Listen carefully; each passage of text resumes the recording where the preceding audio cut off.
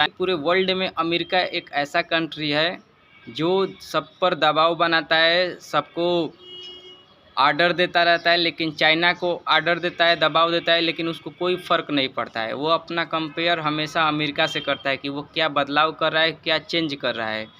अब के वीज़ा की शुरुआत कर चुका है और इंडिया से भी हायर करने के लिए चाइना ने प्रस्ताव दिया है कि जो इंडिया के मल्टी टैलेंटेड स्टूडेंट्स, खास तौर से डेटा साइंस, स्टैटिक्स, मैथमेटिक्स और एआई रिसर्चर जो अगर इंडिया से हैं, यानी चाइना को भी पता है कि जो इंडिया के जितने मल्टी टैलेंटेड स्किल्स होते हैं ये चाइना अमेरिका में ही जाते हैं।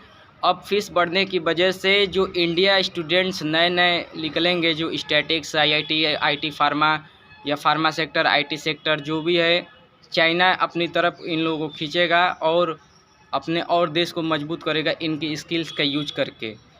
और पूरे वर्ल्ड में इंडिया एक ऐसा कंट्री है जो मल्टी टैलेंटेड यहीं से निकलते हैं।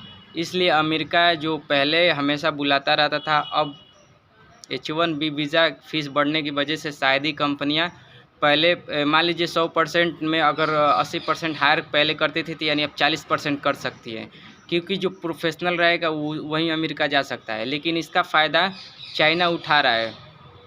अब मैं ये सजेस्ट करता हूँ, अपनी राय रखता हूँ कि इसका फ़ायदा इंडिया सेंट्रल गवर्नमेंट को उठानी चाहिए कि जो इंडिया के मल्टी टैलेंटेड जो बंदे हैं, स्टूडेंट्स हैं, जो भी हैं, एक्सपीरियंस जिनको है, ये दूसरे देशों में जाते हैं, कुछ ऐसा रास्ता निकाले कि इसका फ़ायदा इंडिया को हो, कि कहीं जाने की ज़रूरत ना पड़े। कुछ ऐसा रास्ता निकाले कि जो भी दूसरे देशों में जाना चाहते हैं यहीं रह कर इंडिया में आईटी सेक्टर को मजबूत करे, साइंस को मजबूत करे, जो मेडिकल फार्मा है इनको मजबूत करे।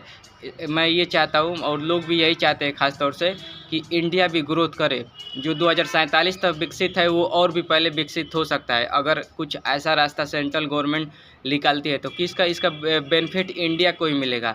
अगर दूसरे देशों में जाते हैं जो इंडियन स्टूडेंट हैं तो फ़ायदा तो उन्हीं को मिलेगा ना, क्योंकि वो पैसा देंगे, पैसा तो लेकर आएंगे, लेकिन जो स्किल्स है, जो ग्रोथ है, दिमाग का यूज करके दूसरे देश जो हाईली स्किल स्टूडेंट्स होते हैं उनका यूज करके अपने देश को ग्रोथ कर देते हैं। बाकी कुछ समय के लिए वहाँ काम करेंगे, लेकिन जो काम किए रहेंगे वो तो हमेशा रहेगा। यही मेन बात है कि जो चाइना है हमेशा अमेरिका को देखता रहता है, ना कि छोटे छोटे देशों के। कोई भी वर्ल्ड में हो, किसी से, यहाँ तक रसिया से भी अपना कंपेयर नहीं करता है।